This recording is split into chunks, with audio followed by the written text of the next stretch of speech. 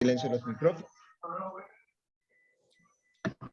Listo. Les decía que hoy vamos a tener el gusto de conversar con la licenciada Laura García Uribe, que además de ser especialista de red, también es la coordinadora principal justamente de este programa, el programa de Red con Familias, es la que se la pasa agregándolos a todos al grupo de WhatsApp y creando los links y organizando las fechas de las presentaciones y todo lo demás. Y el día de hoy, Laura justamente nos va a contar sobre otra de las condiciones. Ya tuvimos una plática inicial donde hablamos sobre los trastornos del espectro del autismo. Después de eso le siguieron dos pláticas, una sobre trastornos por déficit de atención con el enfoque basado en el modelo biológico, y luego tuvimos otra plática sobre trastornos por déficit de atención con el enfoque basado en la parte de diagnóstico y en la parte de atención educativa, ¿no? Y en el día de hoy justamente vamos a tener la plática para hablar de otra de las condiciones del neurodesarrollo que están incluidas dentro de la clasificación del DSM-5, que es justamente la discapacidad intelectual. Antes tenía otro nombre y bueno, vamos a cederle la palabra a Laura para que pueda ya iniciar. Les reitero y les recuerdo a todos que por favor mantengan en silencio sus micrófonos para que no entre ruido a la plática. No olviden que estas conversaciones se graban, estas presentaciones, y además se comparten en nuestro canal, el cual espero que estén todos siguiendo para que puedan también pues, acceder a la información o incluso compartirla con otras personas que puedan también estar interesadas en estos temas. ¿Sí? Así que bueno, ya no más preámbulo. Lau, adelante por favor, estudia el micrófono y también estudia la presentación del día de hoy. Gracias. Buenas noches a todos. Pues bienvenidos. Vamos a iniciar con este tema. Durante la presentación pues van a haber diferentes definiciones, vamos a explicar un poco de qué se trata esto de discapacidades intelectuales y del desarrollo, por qué de repente hablamos de trastornos, etcétera, pero bueno, entender que todo se intenta ir refiriendo a una misma condición y es la que vamos a ir descubriendo un poquito más hoy, ¿no? A fondo. Entonces, bueno, empezaremos recordando que este ciclo es de alteraciones y dificultades en la infancia. Ya como mencionó Edel, tuvimos oportunidad de ver el trastorno del espectro del autismo con él, el déficit de atención con el doctor Sevilla y con la licenciada Diana, y bueno, ahora nos toca el desarrollo intelectual, ¿no? O la discapacidad intelectual. Nos faltan ahí varios temas y bueno, ojalá que nos sigan acompañando. En todos estos, bueno, al menos en estas dos condiciones anteriores, hemos intentado respetar la misma estructura y así lo haremos hoy también, ¿no? Tenemos que hablar primero de los antecedentes. Hablando de discapacidad intelectual, bueno, pues nos vamos desde culturas primitivas, ¿no? Donde la diversidad, ¿no? El ser en alguna situación, condición o física o cognitiva diferente implicaba el abandono, ¿no? En muchos casos se conocía que los papás estaban obligados o tenían este supuesto derecho de sacrificar, ¿no? O matar a su hijo si no cumplía con esta expectativa social, ¿no? Posteriormente, en el Imperio Romano, por ejemplo, se hablaban de términos ya de tipo idiota, ¿no? Lunático, se hablaban en general de demencias, por ejemplo, se asociaban mucho estas condiciones con demencias. Y bueno, también en ese tiempo empiezan las primeras investigaciones donde ya van habiendo diferencias, ¿no? Entre algunas de estas condiciones, sobre todo mucho más orgánicas o médicas, ¿no? Después, en la Edad Media, pues se les veía a este grupo de personas, este colectivo, como algunas situaciones, caprichos de la naturaleza, ¿no? Ya tenían un poquito más de aceptación, por así decirlo, porque se les permitían roles como, por ejemplo, el de bufones, ¿no? Pero también con todas estas ideas, pues mucho más donde tenían más poder, ¿no? La iglesia, bueno, pues también eran de repente asociados como seres malignos, ¿no? O seres, eso, como con esta idea del diablo, ¿no? Que tenían que ver con eso. Bueno, posteriormente, por fortuna, se fue avanzando y dejando atrás esa edad y fueron avanzando las investigaciones que nos permiten realmente reconocer que todas estas condiciones pues podrían tener una situación mucho más orgánica, ¿no? Verla como patología. Y es cuando empieza un poquito más fuerte el modelo rehabilitador, el modelo médico, ¿no? Que conocemos, que se trata de cuando ciertas personas, por ejemplo, ¿no? Ahí les puse algunos importantes, como Esquirol, Pinel, ¿no? Empezaron a identificar que estas personas sí podían aprender cosas, ¿no? Tal vez no cumplían con la expectativa social de aportar o cumplir con estos roles, pero que podían estar atendidos en ciertos lugares, ¿no? Como instituciones, y bueno, se crean estos modelos donde, bueno, no cumples con esta productividad, sobre todo, ¿no? A nivel social, bueno, pues ahí iban juntando, ¿no? Años después, es la primera vez que surge una asociación, como fue la Asociación Americana, ¿no? Del retraso mental, perdón, es que sigo dando entrada. Y lo importante aquí va siendo obviamente que ya se describe más, ¿no? Que no solamente es una situación orgánica que tiene que ver con dificultades o una incompetencia social, ¿no? Que el desarrollo esperado pues se encuentra en la mayoría estancado, y sí que al ser de origen orgánico pues no hay cura, ¿no? Es una condición que va a acompañar a las personas durante toda su vida.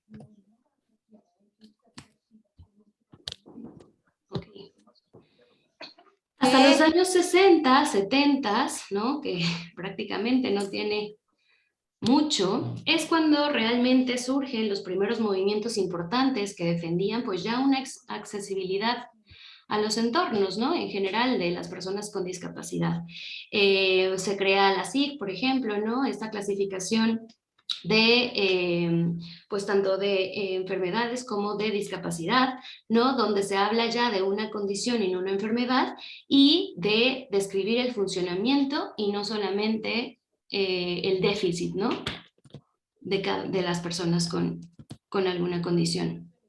Y bueno, posteriormente va tomando cada vez más fuerza el modelo social, donde ya se incluye la competencia cognitiva y la adaptativa, ¿no? Que ambas tienen importancia en el momento de diagnosticar o de clasificar a este grupo de personas, que no solamente se tratara de la importancia, ¿no? O la carga más fuerte en el déficit intelectual, sino también explorar cómo eran sus competencias en la vida diaria, ¿no? En la conducta adaptativa. Se trata de clarificar que es una condición pues de una ideología un poquito más multifactorial, ¿no? Que no únicamente podía ser orgánica, y bueno, los movimientos más Ni fuertes siquiera trae arreglada la uña. hacia la inclusión en la educación, ¿ok? Bueno, en 2006 aparece la discapacidad intelectual, tal cual como término. Incluso esta asociación que se creó años antes, ahora la Asociación de Discapacidades Intelectuales y del Desarrollo, define este término, que ya no se iba a tratar del retraso mental, ni una minusvalía, ningún otro término, sino personas con discapacidad intelectual, y que su funcionamiento dependía más bien de las barreras que el entorno creaba, ¿no? No tanto del funcionamiento solo de la persona, sino en la interacción con su entorno. Y finalmente, la última actualización se tiene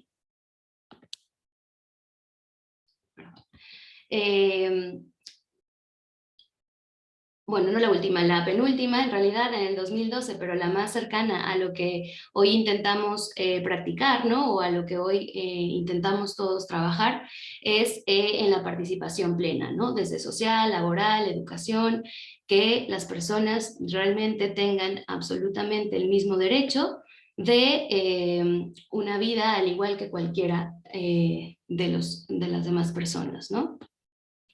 Y este es un modelo que se orienta realmente a la calidad de vida y a el sistema de apoyos. Entonces, bueno, haciendo una idea general de todo esto que expliqué brevemente, en realidad a mí me da mucha curiosidad, ¿no? Cómo todo esto siempre ha dependido, no de la persona, tal vez las personas han tenido la misma condición, como explica ahí Carrillo en esa cita, ¿no? Que me gustó, que no era su condición lo que hacía, ¿no?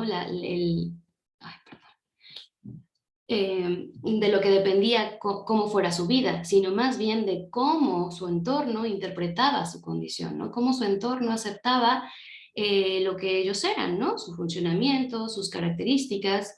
Entonces, bueno, no dependía de ellos y sigue siendo así, ¿no? A mí me interesa esta cita porque justo está en nuestras manos, ¿no? Seguir con todas estas ideas que parecieran no tan lejanas, cada vez que nos enfrentamos a, ¿no?, una escuela que está en este proceso de aceptar a algún niño que no embona en este grupo, ¿no?, heterogéneo que de repente estuvimos acostumbrados, y bueno, nos toca a nosotros realmente ir considerando cuál es esa concepción que tenemos a nivel personal, para que entonces las personas con alguna condición de neurodiversidad o diversidad funcional, pues realmente puedan acceder a una vida de calidad, ¿no? Bueno, a nivel de estadísticas, me interesaba hablar un poco de la discapacidad en general. En realidad fue lo que encontré un poquito más actualizado en el censo del 2020, ¿no? Que nos hablaba de 21 millones de personas con alguna discapacidad o limitación en la actividad cotidiana o condición mental. En realidad engloba a todas, ¿no? No hay todavía una discriminación, y ahí nos va hablando un poco de esta dificultad, ¿no? Esta todavía lejanía en entender bien el término desde el momento en que no podemos evaluarlo, ¿no? No podemos identificarlo en nuestra población. Entonces, bueno, este censo en realidad lo que consideraba era personas con discapacidad, y dentro de esta limitación en la actividad cotidiana se dividió en diferentes aspectos, ¿no? Por ejemplo, el de caminar, ver, oír, dificultades en el autocuidado, en hablar, en comunicarse, recordar o concentrarse. Entonces, bueno, van orientadas también a dificultades físicas, ¿no? A una discapacidad física o motora, como las sensoriales, el ver, el oír, ¿no? Y bueno, pues ahí podrían entrar también las dificultades del desarrollo o discapacidad intelectual. Y bueno, esto de manera muy general, igual más o menos quise poner ahí un ejemplo de la relación entre, por ejemplo, género, ¿no? Hay más mujeres con esta condición confirmada que hombres. También la edad en la que se presentan mayor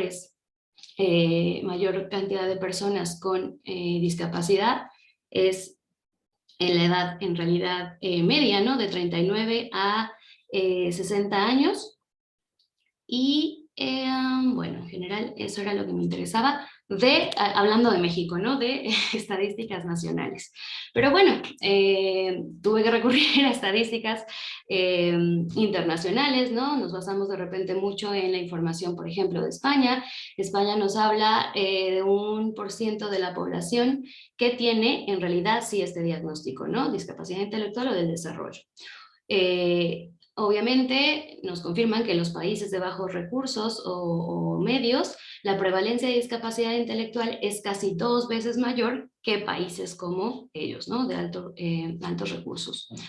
Que un 9% de estas personas con discapacidad intelectual tienen esta como base, ¿no? Como primera deficiencia. Ya después, bueno, pues otras situaciones de comorbilidad, como veremos más adelante. Clasifican la discapacidad intelectual como ligera, moderada y leve, profunda, y siendo la ligera la que mayor cantidad de gente considera, ¿no?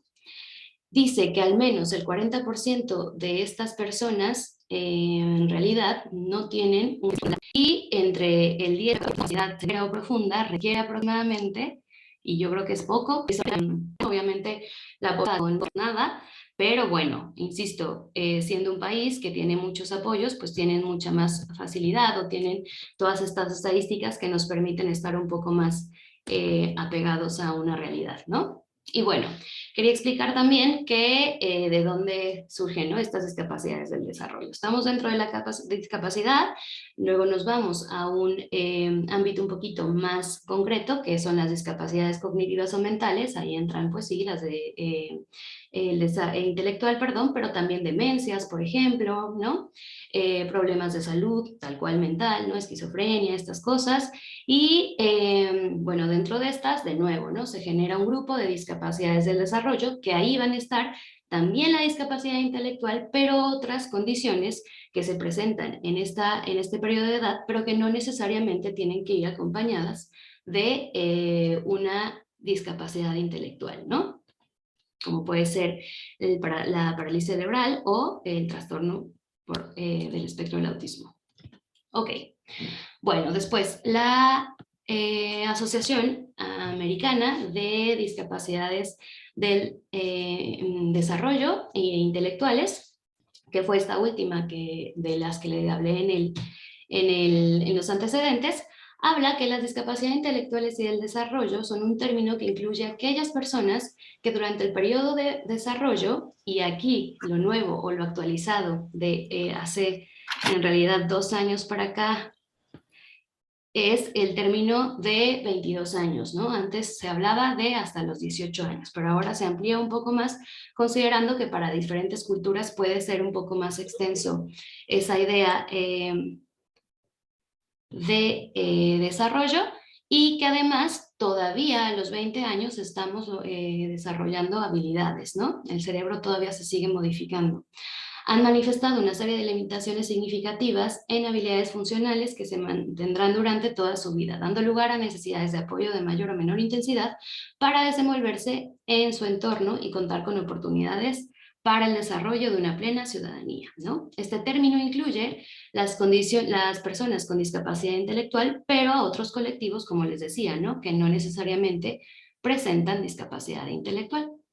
Y bueno, a la discapacidad intelectual la asociación la define por limitaciones significativas en el funcionamiento intelectual, por limitaciones significativas en la conducta adaptativa, y que estas tienen que ser manifestadas antes de los 22 años. ¿Ok? Bueno,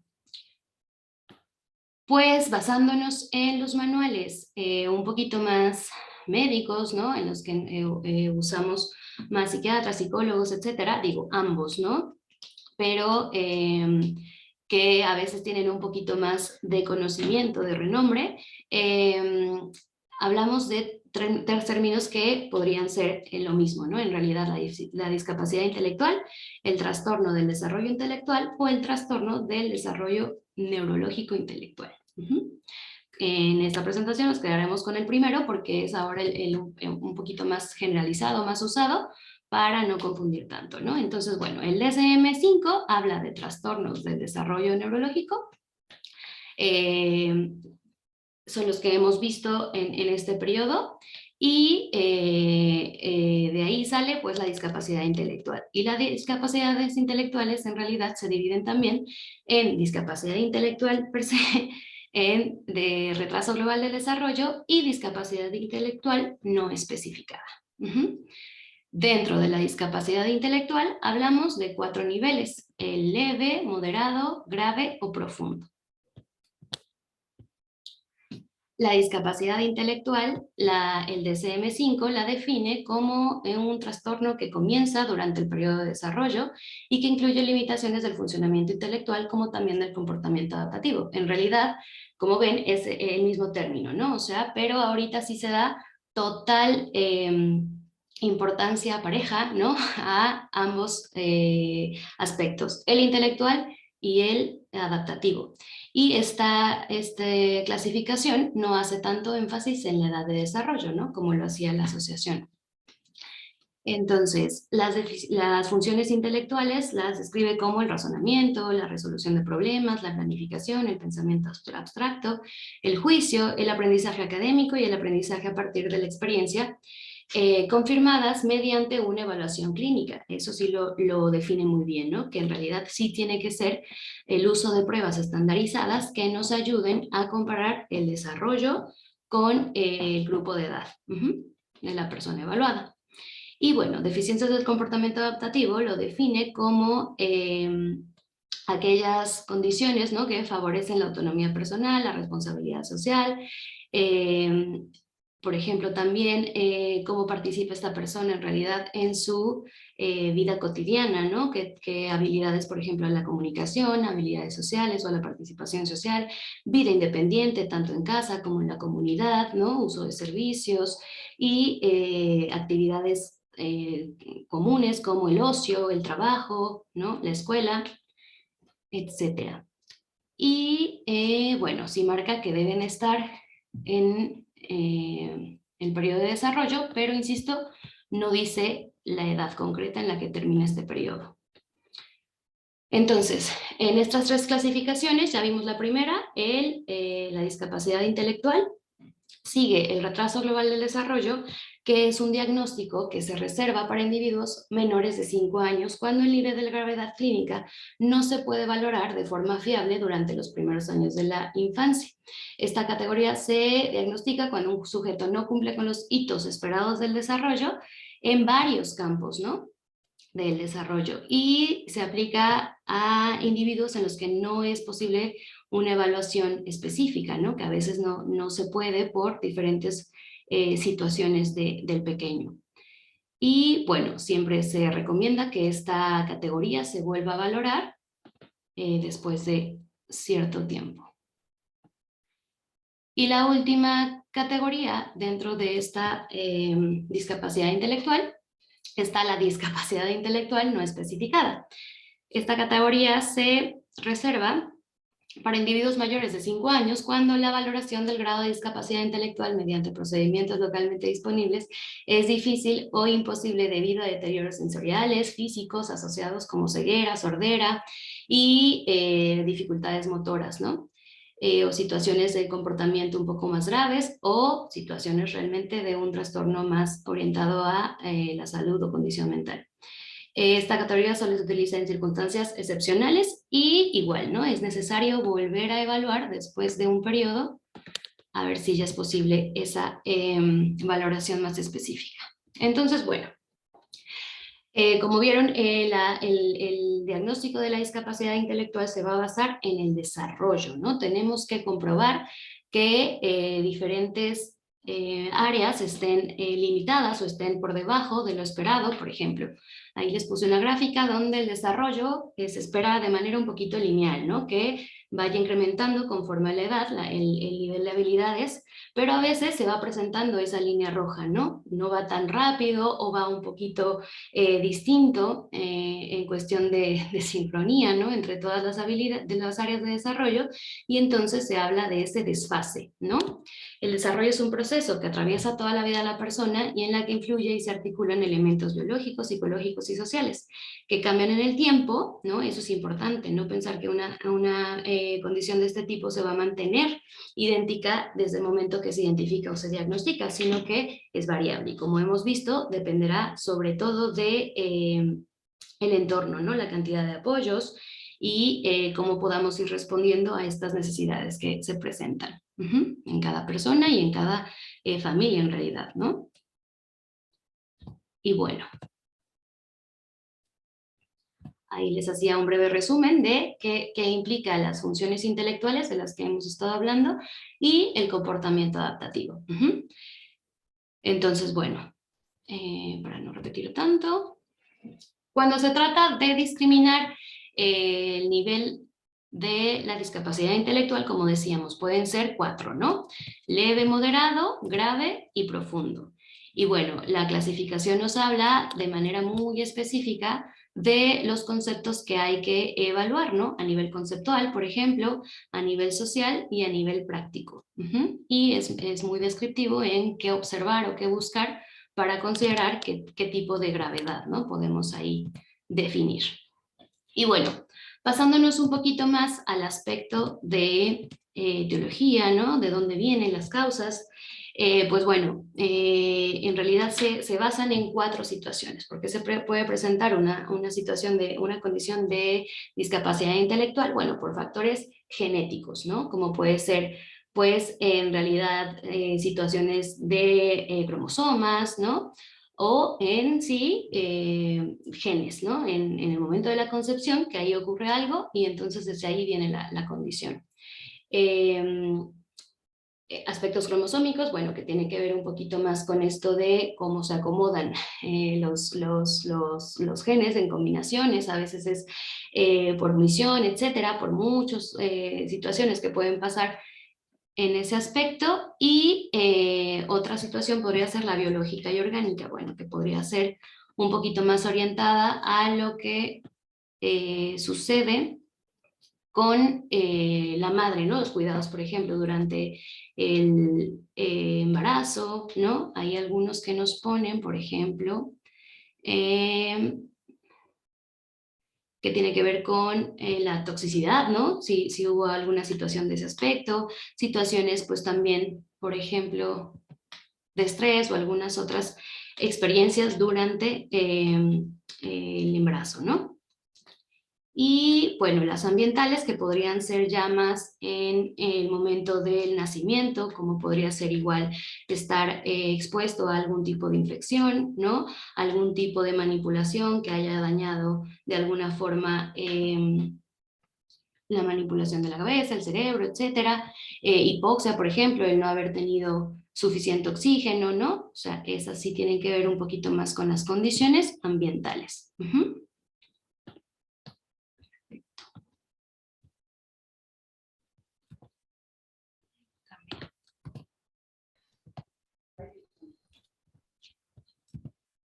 Bueno, ¿y qué necesitamos entonces para el proceso de evaluación, ¿no? Para acceder al diagnóstico?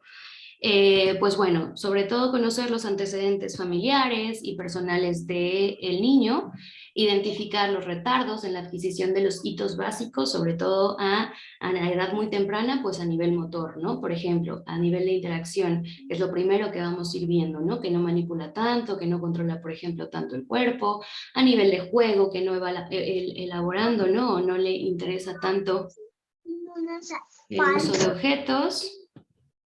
Perdón. A nivel comunicativo, que empiece, por ejemplo, a producir sonidos, imitar balbuceos, ¿no? Y ir identificando algunas palabras familiares. Y bueno, después, obviamente, es muy necesario explorar las condiciones de salud, las neurológicas, estudios médicos, no descartar ninguna de estas intervenciones, ¿no? No puede ser un diagnóstico que se dé únicamente a nivel psicológico, un poquito más clínico, sino que a nivel médico. Características físicas, faciales, ¿no? Es importante observar la postura, los movimientos del niño, el desarrollo de habilidades básicas, a nivel, por ejemplo, de autonomía también.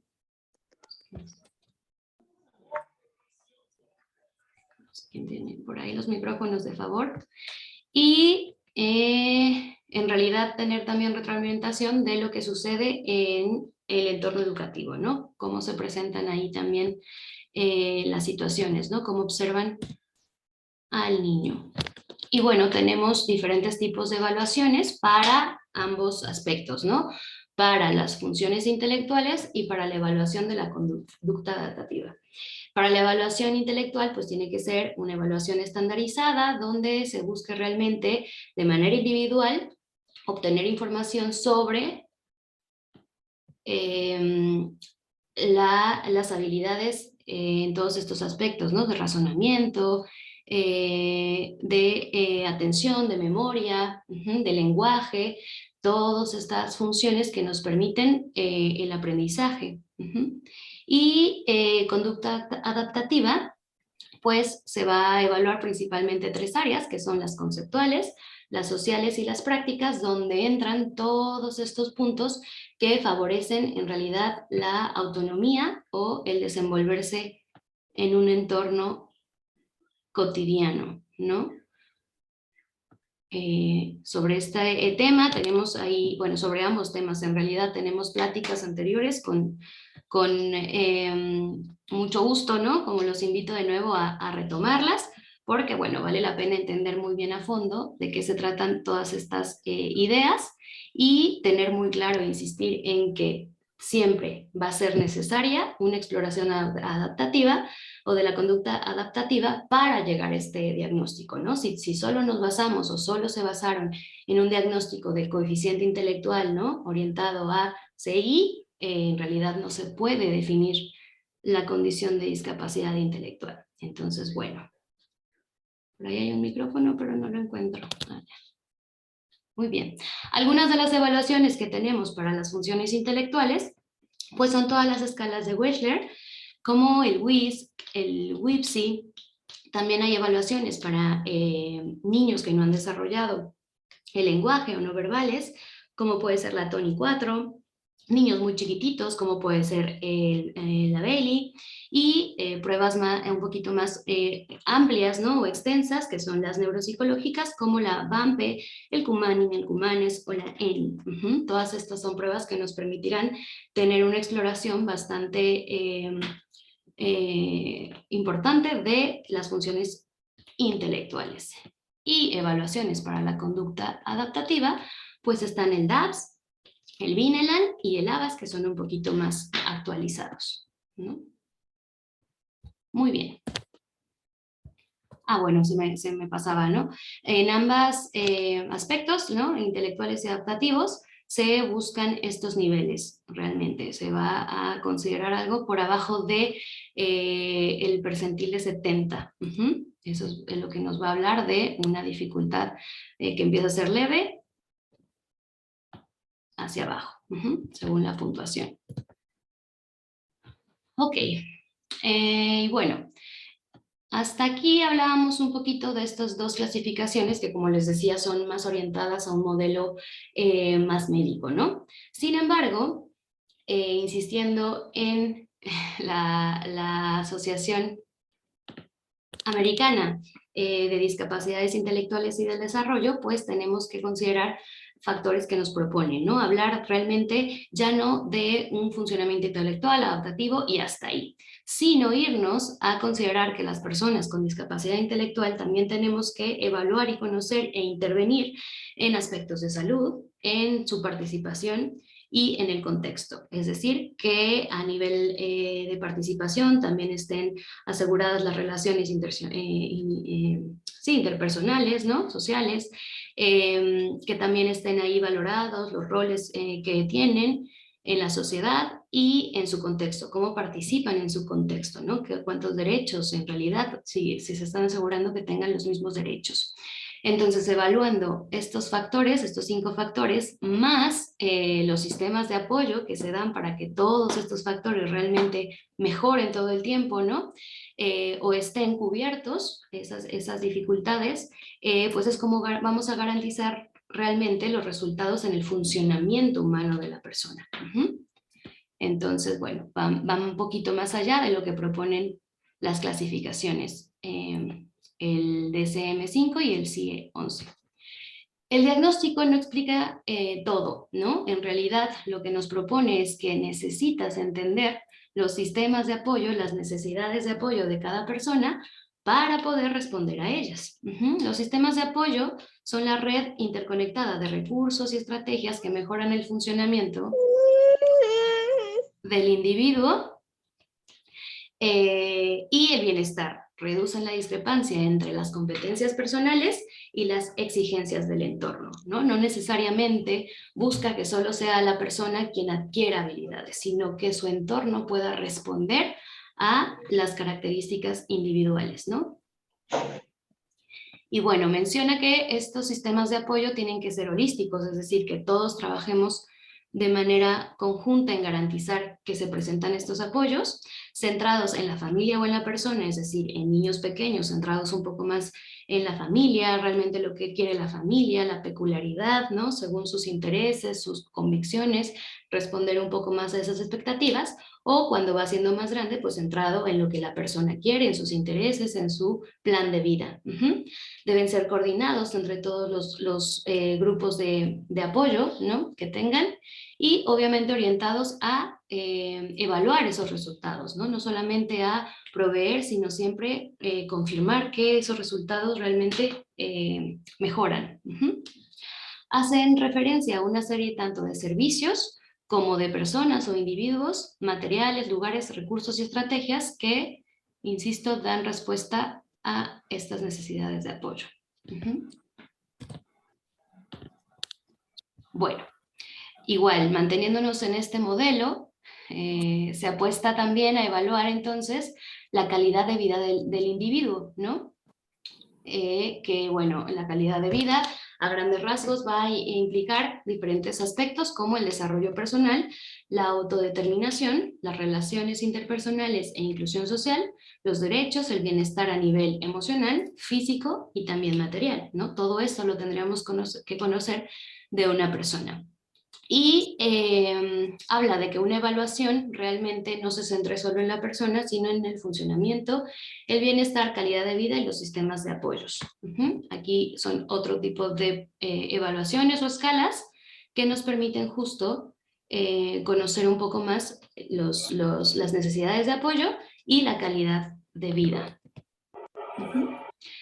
En base a estas necesidades de apoyo, la asociación propone una clasificación distinta, ¿no? Como veríamos en el DSM-5 nos hablaba de 4 niveles, aquí cambian de nombre, ¿no? Y se vuelven 5, que será una intensidad de apoyo intermitente, limitada, extensa, generalizada o que no requiere apoyo.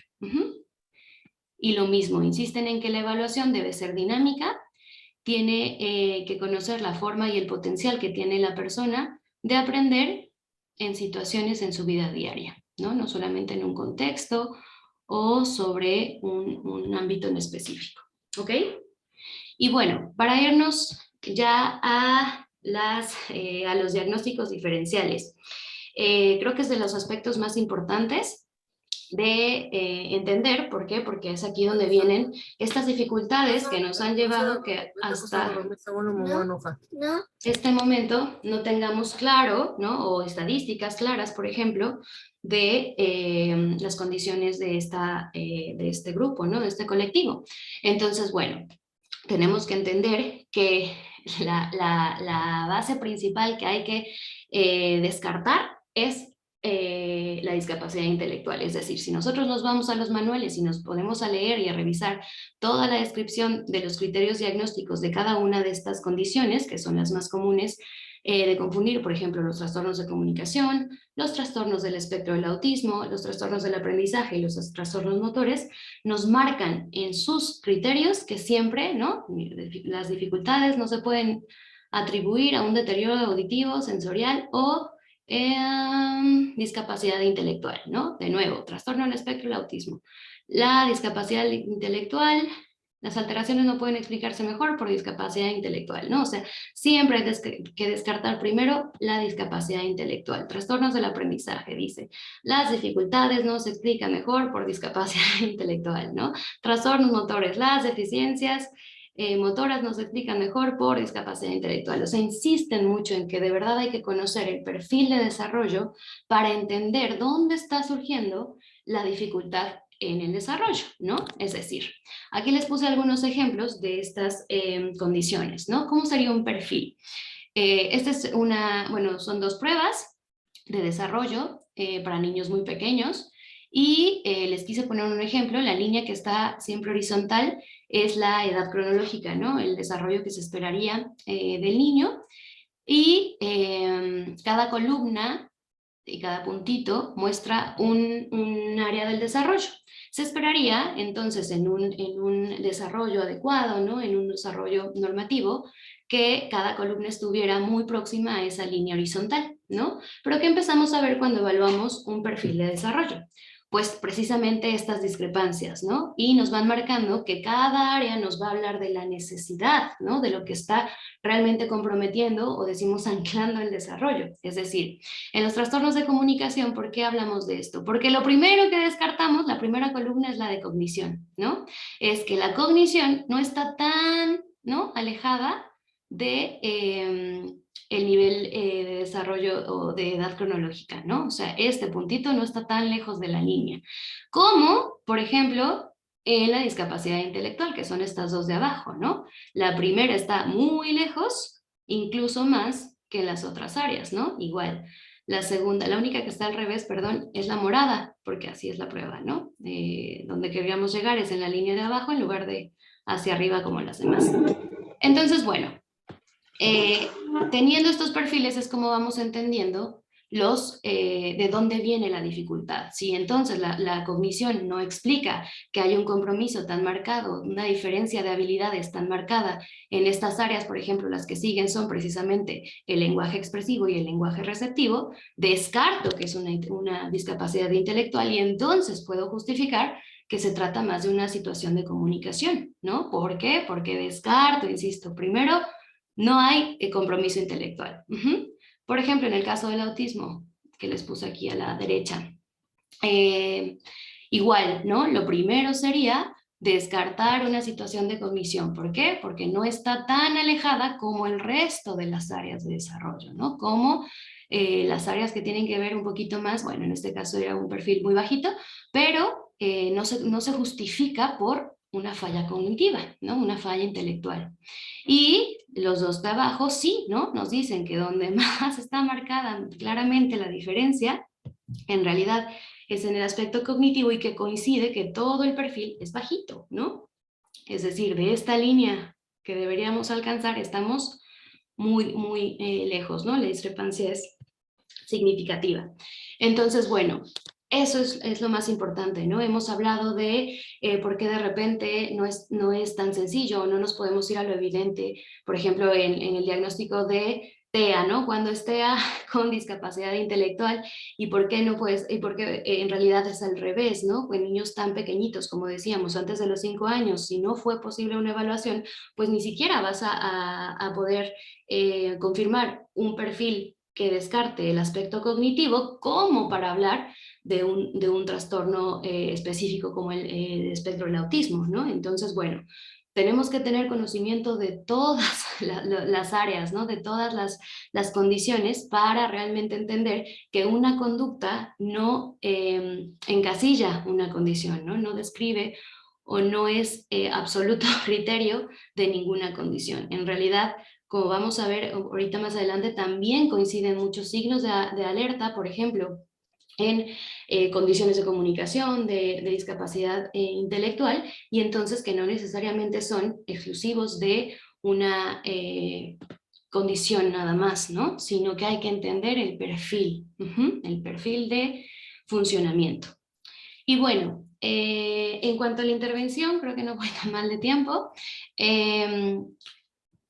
Tenemos que entender que la discapacidad no se concibe como defecto inherente al individuo, sino el resultado de la interacción. Si tenemos eso claro, tenemos un campo enorme de intervención, ¿no? Tanto a nivel físico, como veremos que le corresponde más al aspecto médico, y un poco más a lo social, ¿no? O lo psicoeducativo, que nos corresponde, pues sí, a todos los apoyos un poco más orientados a la educación, al psicólogo, etcétera, pero actitudinal, que también dependerá de la comunidad en general, ¿no? Lo importante de esto, o lo que me gustaría también que nos quedemos, es que no va a depender solamente de los servicios específicos que la persona tenga resultados positivos en su proyecto de vida, en su calidad de vida, sino de que todos como sociedad cada vez estemos más involucrados, ¿no? Y bueno, la intervención debe estar dirigida a mejorar el funcionamiento de las personas y sus personas allegadas, su familia, ¿no? Su grupo más cercano. Desarrollar sistemas de apoyo basados en sus intereses, preferencias, necesidades y redes de apoyo naturales, como pueden ser la familia, los vecinos, los amigos de la escuela, no solamente la familia, insisto, y que sea una intervención realmente o un programa receptivo, es decir, que la persona pueda participar y definir en la medida de lo posible las prioridades, ¿no? Las preferencias, ahí en este caso, como les decía, niños tan chiquitos, pues la familia, ¿no? Que sea flexible, que se vaya ajustando según las necesidades, ¿no? La edad, por ejemplo, también, que sea proactivo, que cada vez haga que la persona esté más implicada en ese proyecto, y que esté basado en evidencias, es decir, que realmente usen sistemas que hayan sido evaluados, medidos, y que comprueben los resultados obtenidos, ¿no? Mediante su ejercicio.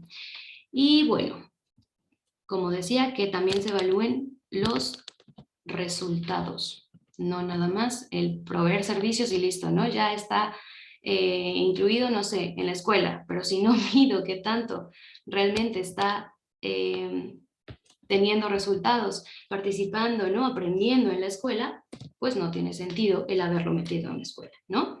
Entonces, bueno, la intervención tiene que considerar aspectos médicos. En general, las personas con discapacidad intelectual, por ser una situación orgánica, ¿no? En general son más proclives a desarrollar varias condiciones, como pueden ser defectos cardíacos, problemas dentales, problemas de sueño, de obesidad, epilepsia, diabetes, ¿no? Problemas cardiovasculares, de estreñimiento, etc. Pues van a estar muchas veces con diferentes tipos de tratamiento farmacológico, por lo que es importante tener revisiones continuas, ¿no? Capacitar mucho en que la persona pueda cada vez estar más enterado de su funcionamiento corporal, ¿no? De las respuestas, de conocer el dolor, etcétera, para que todos estos aspectos médicos estén cubiertos, ¿no? Y bueno, sobre todo la salud mental, también van a estar más expuestos a situaciones, por ejemplo, de ansiedad, ¿no? O de estrés, que no puedan comprender bien las cosas, que no puedan expresar bien situaciones, y entonces, bueno, están niveles un poquito más altos de esos factores. A nivel neuropsicológico, pues bueno, tendremos que intervenir en aspectos de atención de manera global, ¿no? Dependerá, insisto, de cada caso, pero en general, pues eso, que cada vez puedan estar más habilitados los procesos que facilitan la selección de información y atención en todos los aspectos, ¿no? Atención focalizada, selectiva, sostenida, dividida, alternante. También aspectos de memoria, sabemos que pueden estar alterados y entonces, bueno, habrá que trabajar para que cada vez puedan contar más con un recurso de este tipo. Aspectos de visopercepción, también funciones ejecutivas, creo que de esta área podrían ser de las más importantes, que tiene que ver con todo el control inhibitorio, ¿no? Con la capacidad de seleccionar lo importante de lo que no, de controlar y autorregular, de planear, por ejemplo, de ser flexibles, de encontrar soluciones a diferentes problemas, de monitorear y revisar el trabajo y los resultados obtenidos y poder llegar realmente a una meta. A nivel de lenguaje, pues bueno, también tendremos que intervenir de manera amplia porque puede estar limitado en diferentes niveles, ¿no? Desde la articulación o la fonología, o a nivel fonético, y las estructuras gramaticales, la cantidad o el volumen de vocabulario, ¿no? Precisamente por a veces dificultades en la memoria de almacenar esta información, y en la fluidez a nivel pragmático, pues en la literalidad, ¿no? Explicar el uso del lenguaje según una situación, ¿no? Y hay un micrófono, de favor. No encuentro cuál es, pero bueno. Y finalmente, en las habilidades académicas, pues vamos a tener un poquito más de dificultades precisamente por la falla en todos estos procesos previos para acceder a procesos más complejos como pueden ser la lectoescritura y la aritmética. Y bueno, en cuestión de conducta adaptativa, pues tenemos que intervenir en todos estos aspectos que les comentaba a nivel práctico, a nivel conceptual y a nivel social, y tenemos diferentes metodologías, ¿no? Programas, etcétera, que tienen que ver, por ejemplo, con el apoyo conductual positivo, cuando hay dificultades en el comportamiento, ¿no? Nos ayudan a manejar diferentes estrategias, diferentes análisis, ¿no? Un análisis realmente amplio para entender la situación de conducta, los problemas de conducta e intervenir de manera respetuosa, ¿no? La participación social, bueno, asegurar las habilidades sociales y que cada vez puedan hacer ejercicio más natural de tener relaciones con pares, ¿no? De tener interacción con diferentes grupos sociales. Apoyo activo, que, bueno, está un poquito más orientado a personas con una necesidad de apoyo más intenso y que tiene igual que ver, ¿no? Cómo favorecer diferentes modelos, estrategias, ¿no? Para que puedan acceder a información de diferente forma, ¿no? De manera clara, igual respetuosa, y que sea en su entorno natural, ¿no? Que realmente tenga que ver con estas habilidades que se necesitan todos los días y que son importantes o significativas para cada persona. La PCP o la PCF, que es la planeación central de la persona, como ya también lo hablamos un poco, tiene que ver con que todas estas intenciones, estos apoyos, ¿no? Estas metas estén orientadas a lo que la persona quiere, a lo que la persona prioriza, le interesa, y en el caso de niños pequeños, la familia, ¿no? Eso no tiene que limitar uno del otro, pero que al inicio obviamente quien va a necesitar o quien nos puede dar un poco más de información, al que tenemos que apoyar y dar más respuesta, pues es a la familia, que va a orientar obviamente el desarrollo de sus pequeños, pero conforme van creciendo, pues sí, más orientados a lo que los niños o adolescentes o en edad adulta puedan ir definiendo. Estas habilidades o estos apoyos a nivel adaptativo también tienen que ver con crear ambientes cada vez más inclusivos y que no nos quedemos únicamente con la escuela, ¿no? Sino ambientes que tienen que ver con el siguiente punto, apoyos genéricos, ¿no? Que estén en todos los entornos, es decir, que tengan facilidades para acceder a cualquier tipo de servicio, como puede ser desde ir a una tienda, ¿no? Y que la persona de la tienda sepa o ofrecer diferentes apoyos para que él pueda hacer una compra, ¿no? O ellos puedan hacer una compra, no sé, ambientes inclusivos a nivel laboral, ambientes inclusivos a nivel de transporte, por ejemplo, ¿no? Que puedan acceder al uso de cualquier medio a niveles de servicios, ¿no? Ya sea bancos, ya sea hoteles, cualquiera de estos entornos que cualquiera de nosotros participamos o requerimos, pues que sean cada vez más considerados a responder a estas necesidades, ¿no? Bueno, aquí les puse lo que abarca la conducta adaptativa, que involucraría responder a situaciones de comunicación, a cuidado personal, ¿no? A habilidades de la vida diaria en el hogar, habilidades sociales, utilización de la comunidad, autorregulación, salud y seguridad, habilidades académicas, funcionales, de ocio y trabajo, ¿no? En realidad tendríamos que responder a todo esto. Como vemos, pues son aspectos muy amplios, ¿no? O sea, es un servicio realmente, o es, insisto, un sistema de apoyos que tiene que responder a muchas áreas, ¿no? Y bueno, para ir terminando, pues sí, insistir en que la importancia está en que todos los entornos estén involucrados, que no se quede solamente en la familia o en la terapia, ¿no? Sino que la comunidad, la escuela esté involucrado. ¿Y qué necesitamos asegurar? Pues que estas personas puedan tener realmente vínculos afectivos, que puedan relacionar y jugar con otros niños, niñas de su misma edad, ser reconocidos por sus capacidades y fortalezas, ¿no? Y ya irnos olvidando de el niño con, el niño que no puede, el niño con este compromiso, ¿no? Sino todo el repertorio de habilidades que como todos tenemos. Poder acceder a experiencias que estimulen en forma persistente y sistemática el desarrollo de todas sus habilidades, como vimos, son muchas, y tenemos que intentar ir dando respuesta cada vez más a todas estas áreas. Convivir con adultos que también acojan sus emociones y que se orienten y pongan límites a la conducta para aprender a relacionarse, ¿no? Y manejar cada vez mejor su frustración, porque habrá muchas cosas que de manera social, ¿no? O dar por hecho no sean tan evidentes, sino que tengan que enseñarse de manera un poquito más explícita. Y bueno, en la escuela, por ejemplo, pues bueno, va a ser muy importante un plan de atención individualizado e integral.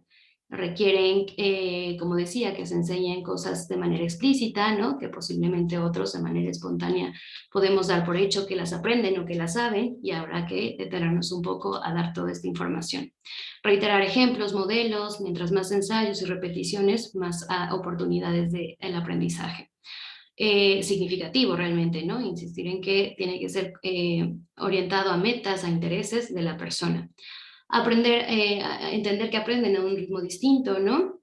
También que es necesario descomponer o poner en pasos explícitos todas las habilidades o las conductas, las actividades que propongamos, planear actividades de tiempos cortos, ¿no? Considerando que, pues eso, los cambios de actividad, de entornos, ¿no? Pueden favorecer a que estén más motivados, a retomar esas situaciones de atención, en lugar de una sola actividad extensa, que ya sabemos que no va a ser positiva.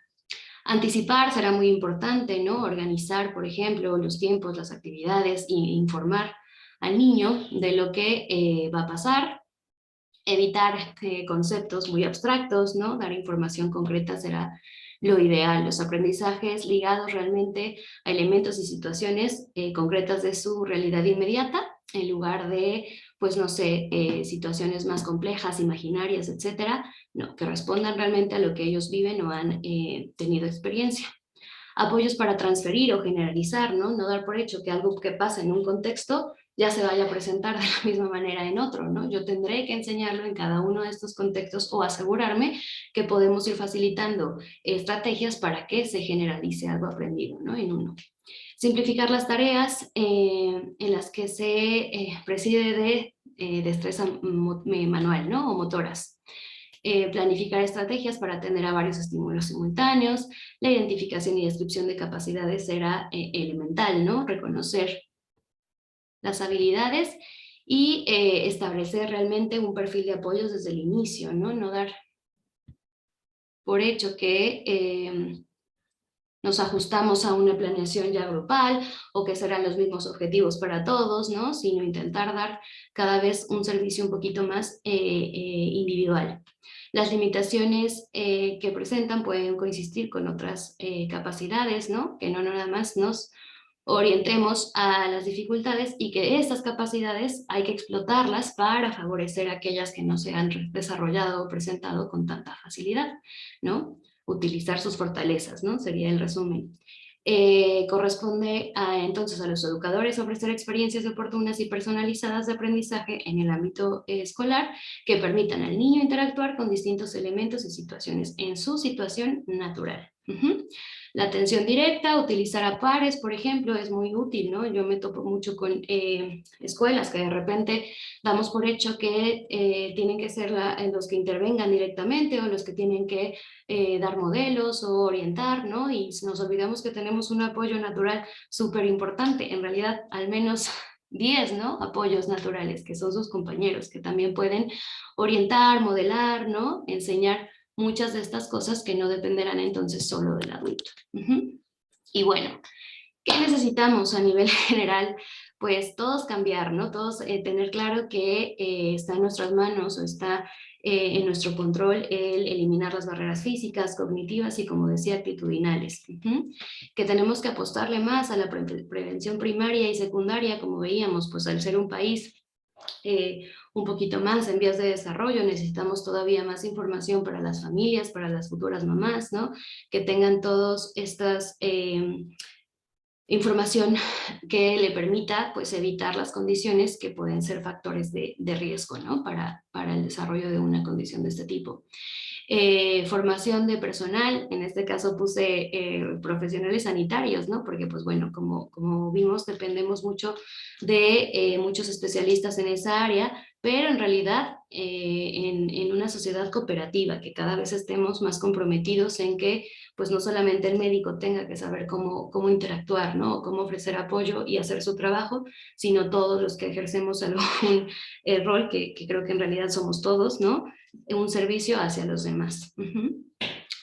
Una sociedad realmente pues más empática, ¿no? Donde dejemos de valorar y apostarle por, pues no sé, competencias únicamente intelectuales, ¿no? Sino que pues cada vez estemos más sensibilizados a otro tipo de valores como la empatía, ¿no? Como la amistad, que nuestros hijos estén expuestos a realmente ir aprendiendo el valor de la diversidad, ¿no? Como algo que nos enriquece, en lugar de pensar que de repente pueda ser un obstáculo o una situación difícil. Tenemos también que plantear y empezar a actuar en vez de esperar, ¿no? Posiblemente no tenemos todas estas facilidades o estas condiciones como las que les hablaba, por ejemplo, de España, pero pues depende, nuestro entorno inmediato responder a esto, ¿no? No tenemos que esperar a que exista una ley, una política que nos obligue a, ¿no? O que nos sancione no hacer tal, como por ejemplo en el caso de las empresas, ¿no? A nivel laboral, ¿no? Si no está el 10% de personas con alguna discapacidad, no sé qué, que no nos esperemos a eso, que cada vez estemos más animados a actuar y a no depender de que alguien más lo decida, ¿no? Sino nosotros en nuestro entorno que está en nuestras manos. Creencias personales, lo mismo, ¿no? Ir cuestionándonos qué tanto para mí sigue siendo esta visión un poco más pues no sé, de pena, de sufrimiento, ¿no? De justificación o de, no sé, cualquiera que vaya siendo, ¿no? Nuestra creencia, cuestionarla para saber si esa idea favorece realmente a que yo aporte o que esté siendo lo contrario. También facilitar el impacto de las personas con discapacidad intelectual, ¿no? Que ellas cada vez estén más seguras de que pueden ejercer todos estos derechos, ¿no? Que puedan estar involucradas en todos los procesos y que no se cuestionen si pueden o no. El empoderamiento de las familias creo que es fundamental, que ustedes cada vez tengan más esta información, que sepan que exigir a estos servicios, ¿no? A nosotros, y que podamos estar participando de manera paralela, ¿no? Y sin jerarquías en lo que necesitan para sus hijos. Pues también seguir trabajando en el impacto en políticas, ¿no? En prácticas, en la cultura de inclusión. Al final sí, ¿no? Lo que hagamos día a día importa, pero tiene que haber un impacto cada vez más global, ¿no? Más amplio, como es en estos aspectos, y bueno, apoyar para la vida diaria, durante toda la vida, apoyos, perdón, que aseguremos que no sea solamente en la infancia, en la atención temprana, cuando más encuentran respuestas, ¿no? O apoyos a sus necesidades, sino que cada vez sepamos que podemos ir ofreciendo más servicios, ¿no? Teniendo más idea de qué ir buscando, y bueno, espacios que cada vez estén incluyendo más, como ya lo decía, ¿no? Entonces, bueno, para ir cerrando, yo les dejo de tarea eso, ¿no? Cuestionándonos cómo concebimos personal y socialmente esta condición, y entender que entonces para todos, ¿no? Creo que para cualquiera con alguna familiar o hijo, ¿no? Con discapacidad intelectual o alguna otra condición, si les pregunto, creo que esta sería la clave, ¿no? Todas me responderían a que lo que queremos es que los niños o las personas con esta condición participen cada vez más en su comunidad, al igual que cualquiera, ¿no? Que tengan seguro un proyecto de vida, que tengan apoyos desde la niñez hasta la adultez, el envejecimiento, y que puedan tener satisfacción, bienestar en lo que hacen, ¿no? Felicidad en distintos momentos y distintas maneras, y bueno, participar cada vez más en su contexto sin barreras ambientales. Entonces, pues bueno, ahí les dejo algunos ejemplos de bibliografía que considero pueden ser muy accesibles y útiles. Muchos de estos podemos compartirlos o están en internet. Y pues bueno, hasta aquí mi presentación. Espero se haya ido ligera. Muchas gracias a todos por estar aquí. Yo sé que son vacaciones ya, ¿no? Que estamos en otros canales, pero bueno, gracias por su interés y su compañía el día de hoy. Pues listo, Edel, no sé si quieras decir alguna otra cosa. Muchas gracias, Lau. No, no estamos de vacaciones, en realidad, todavía. Eso de vacación parece que no está tan claro. Solo es para los niños, no es para los adultos. Bueno, sí. He estado en conversaciones con muchos maestros y muchos están trabajando todavía, en realidad. Oye, no, la verdad es que creo que fuiste muy concisa, muy específica en todo lo que teníamos que realmente comunicar sobre la discapacidad intelectual. A mí, obviamente, nunca me gusta cerrar el tema de la discapacidad intelectual sin hacer un poquito de referencia a qué tanto la mezclamos a veces con otras entidades, ¿no? A que podamos entender, por ejemplo, se puede tener discapacidad intelectual en un estilo puro, o sea, una persona con síndrome de Down, una persona con una condición biológica que justifica la presencia de esta entidad, pero también podemos tener una discapacidad intelectual asociada a otra condición. O sea, tú vas a ver, de hecho, hace unos años atrás, el 80-85% de los niños que tenían un diagnóstico de autismo también tenían una discapacidad intelectual. De hecho, hoy por hoy yo creo que uno de los grandes riesgos de una detección tardía o una atención inadecuada, por ejemplo, en autismo, puede ser justamente que ocurra un desfase intelectual o una discapacidad intelectual en este alumno. Algo que no vas a ver desde el inicio de la vida, pero que a lo mejor a los 4, 5, 6, 7 años ya empiezas a ver como una disfunción cognitiva muy específica, un niño con una dificultad importante para el aprendizaje en general y a la misma vez con una dificultad importante en el comportamiento o en el funcionamiento adaptativo, ¿no?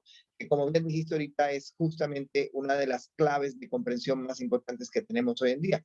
No solamente, como ahorita preguntaba Erika, hace un ratito preguntaba justamente el tema del uso de las pruebas de coeficiente intelectual o de las pruebas de desarrollo, ya no se hace el diagnóstico de discapacidad intelectual solo con este tipo de pruebas que mencionabas, sino como bien dijiste también con las pruebas de conducta adaptativa, donde mencionaste la ABAS, la Vineland. Creo que es muy importante que las familias entiendan que ese tipo de exámenes son impresionantemente importantes en estos momentos para manejar de alguna manera cómo van evolucionando sus hijos en el ciclo vital y sobre todo qué cosas van aprendiendo o no, ¿no? Pero bueno, fuera de eso, realmente creo que logramos en una hora completar todo este ciclo. No, yo ya estuve respondiendo, Lau, varias de las preguntas que fueron poniendo, yo las iba respondiendo por escrito, aprovechando mientras también te iba escuchando. Y creo que con eso ya podemos ir cerrando un poquitito nuestra plática. Yo no sé si tú quieras hacer algún otro comentario, pero si no es el caso, entonces por favor te pido que tú cierres, que des tu frase final si quieres y que los invites a nuestra próxima plática que va a ser justamente, bueno, mejor te dejo que seas tú quien digas de qué va a ser la plática. Aquí está Fer también escuchando, que es quien la va a impartir. Así es, nos tocan los trastornos de la comunicación que la dará Fer, nuestra colega de Veracruz. Y bueno, será dentro de 15 días, como están siendo de manera regular las pláticas. Y pues nada, lo mismo, ¿no? De anuncios. No olviden que los videos se comparten para, si quieren recomendarlo, ¿no? Compartirlo con alguna familia, algún especialista que les sea de utilidad, pues para eso es nuestro trabajo en este programa. Y pues nada, que se suscriban porque ahí van llegando las actualizaciones de cualquier tipo de información que compartimos. Y pues nada, muchas gracias por estar aquí. Buenas Excelente. noches. Gracias a ti, Lau. Buenas noches a todos. Que descansen y nos vemos en 2 semanas para hablar de comunicación. Hasta luego. Bye.